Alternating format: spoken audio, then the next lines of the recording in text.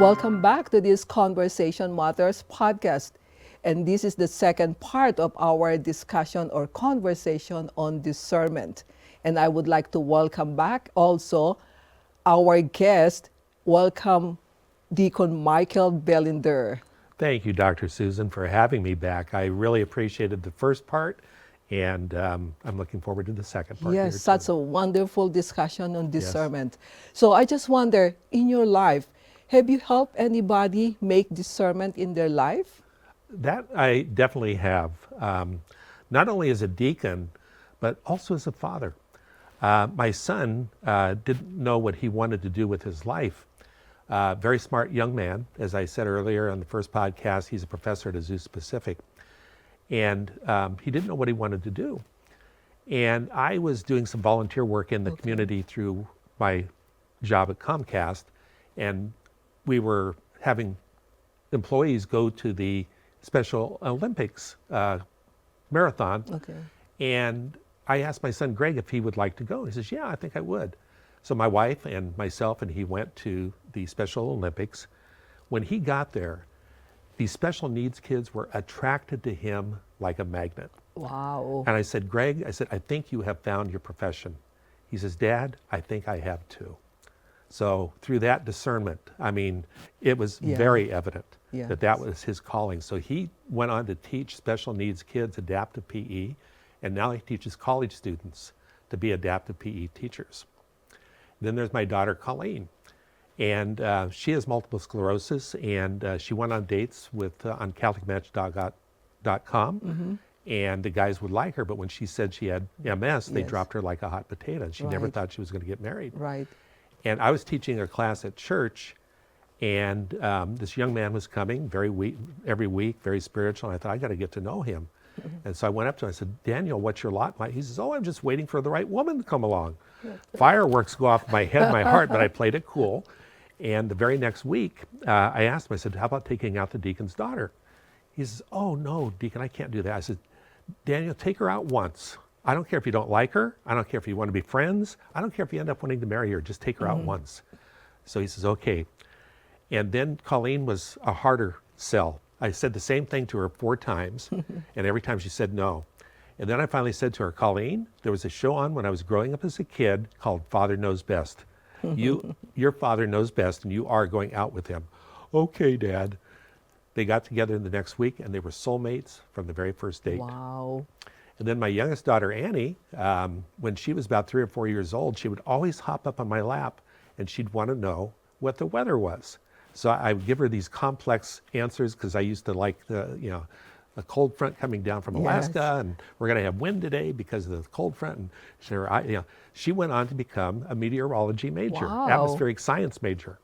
And so I've helped each of my 3 kids discern their callings and their professions and their relationships. And there's nothing better a father can do to set their kids on the path that God has chosen for them. So they're leaving their what you call it, their purpose in life. They're leading their purpose in life, And so as a parent, it just gives you so much appreciation, so much satisfaction, and so much gratitude to God that that this has happened.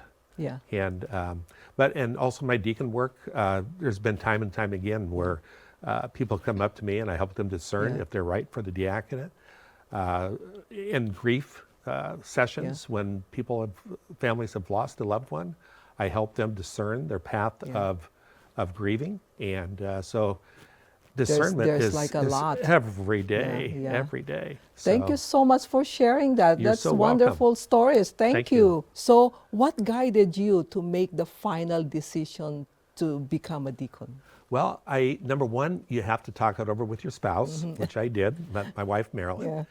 And because the wife is a very integral part of your formation.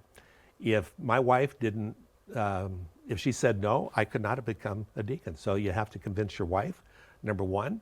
And it's not always easy being a deacon's wife because you're called out to be away from family and away from the home. And but for the last, this year in December, I'll be a deacon for 20 years. Wow. And like I said, it's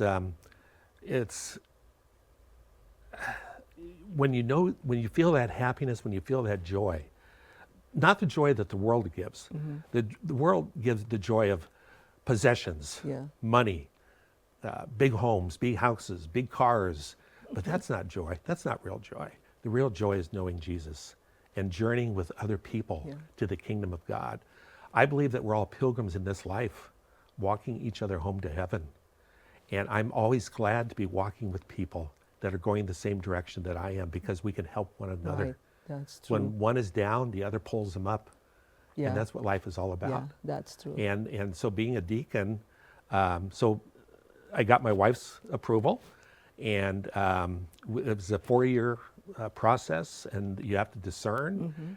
The leaders of the diaconate program in San Bernardino there have to discern that you're also going to be a good deacon, because you can get basically kicked out of the program if you're not deacon material. And so when I saw that the additional things that I could do as a deacon that I couldn't do as a layman, that was a motivating factor as well. So you'll be able to do the things that you wanted to do to help people. To help people, yeah. So if there's like couples or married couples watching us and discerning if they wanted to be a deacon or not, any wisdom that you could share with them? Yeah, most parishes have a deacon. Okay. And I would, number one, talk to the deacon of their parish. Okay. Talk to the wife of the deacon also as well. Maybe go out to lunch together and have a sit down and be prepared with lots of questions. What is it like? What kind of commitment? Was it hard? To know more about to know more about process. Once again, that's a discernment process. To know the process. And so that would be one thing, but bringing it to God in prayer, I think, is so important too, because He does answer our prayers. Sometimes people think He never answers. Yes, He does. It's just not always what we want to hear. And it could be through another person that suddenly the person says something, you know. You know, there are several ways. And I love nature. I love what a gift nature is to mankind. I mean, to see the mountains and the hills and the valleys, to see the birds of the air, the fish of the sea, the animals of the land, and the variety of things that He's given to mankind. I'm just so grateful. So sometimes nature can help me also discern, getting away from the noise of society, the noise of everyday life, and going in silence. Once again, that's such a hard thing for our culture to do. To be still, to be at peace, you know, because of the distractions. So was there a moment in your life that when you were like deciding or making a decision that put you in a situation that, you know, like very challenging to make a decision? Oh, yeah. I mean, there's one that really, really stands out. Okay. And what was that moment? That moment was, let's say, about 15 years ago. Okay. And I was a deacon at that point, but I was taking some prescription drugs for post-traumatic stress after I was victimized in a robbery. I was taking Xanax for post-traumatic stress. I was taking Vicodin for back pain, and then they added Lyrica for nerve pain. And when they added Lyrica for the nerve pain, I couldn't think straight. You got loopy. I got loopy, yes, very loopy. And at this point, my job was to negotiate contracts for Time Warner Cable. And I was dealing with lawyers and business owners to bring our service into their properties. And I couldn't think straight. So my doctor said, we need to get you off all that medication. So he says, I want to send you to Loma Linda Behavioral Health Center to detox. Wow, that's a psychiatric. Do I want to go to a psychiatric hospital? But I wasn't feeling right. And so I made the decision that I would go in. But Dr. Susan, when I came out, I was a zombie. I was depressed. I was anxious. I was agoraphobic. I just wanted to cover my head under a pillow, and I didn't want to see people. This went on for 1.5 years. And then by the grace of God, I began, in fact, we had a gentleman, he's no longer with us, but little man, his name was Johnny Walker. I know him. You I remember met him, him? Yeah. And I always say, the man, not the booze, Yeah. because there's a liquor named Johnny Walker. Yeah, yeah. But he was so instrumental in praying for me, and then he convinced me to go on a Cursillo weekend, Yeah. which was, and I've been on a lot of retreats in my life. When I was in the seminary, I went on retreats. As a deacon, I went on many retreats, but the Cursillo was the best retreat I've ever been on, and it got my life back together again. And my family didn't even recognize me during that year and a half. I was so depressed. I mean, I was. The situation is so heavy. It at was that heavy. Yeah, it's very, very heavy. Yeah. And now, though, as I look back, I'm grateful that God allowed me to go through that decision. I'm grateful that He brought me out of that decision. But I'm grateful from the standpoint that prior to that, I wasn't very empathetic to people that had depression or anxiety or agoraphobia. But now I look back and I think that made me a more empathetic person. Because And- you went through it. Because I went through it, and I Yeah. can understand somebody Yeah. now when they says, I'm depressed, Yeah. I'm sad, Yeah. I'm anxious. So, you know, there's some gifts. Sometimes it's in our weakest moment that God gives us the gifts. There's always as what we say, there's always a reason for something. You know? Yes, There's yes, always exactly. a reason. Yeah. So as a hospice chaplain, have you encountered patients who have expressed regrets that they did not make decisions or something? That very interesting question, Yeah. Doctor, because I, as a hospice chaplain, I have to do a spiritual assessment on every patient that gets assigned to me. And one of the questions is, do you have any regrets or any unresolved issues? And off the bat, most people deny Having regrets. any regrets. They don't want to be seen as imperfect. But if we're really honest with ourselves, Yeah. everybody has regrets. Oh yeah. I think everybody has regrets. Definitely. You know, I hear people, when I start to do some probing, people will admit to having regrets. And they will open up. And they will open up. But it takes probing and getting inside of their head and their heart Before they let it out. before they let it out. So what Exactly. is the most common regrets they expressed? Oh, I wasn't a good enough husband. I wasn't a good enough wife. I wasn't a good enough father. I hear that one a lot. Not a good enough mother. I spent too much time working. I didn't put enough faith in God. Some people get to the very ends of their lives and they don't have a faith life. And that's one of the hardest people to deal with, especially if they're agnostic or atheistic. And I kind of want to shake them and say, you still have, as long as you're breathing, you can still believe in Jesus. But after you breathe, you can't believe in Him anymore. And so I think, you know, like I said, I think at least on a weekly, maybe on a monthly basis, we should be examining our conscience. Some people do it every day. I think priests and deacons a lot of times do it every day. I don't particularly, but I do it when I need to do it. And discern and figure out, what are my regrets? How can I mend those regrets now? Because if you're still breathing, Yeah. you can still amend those regrets. Or probably also, in addition to finding the regrets, find out also why you have the regrets. Yeah. Why are you regretting, right? Yeah, yeah. That's the reason. If you find that out, then you could, work on it. Yeah. And so oftentimes the regret comes from not saying I love you to somebody. Yeah.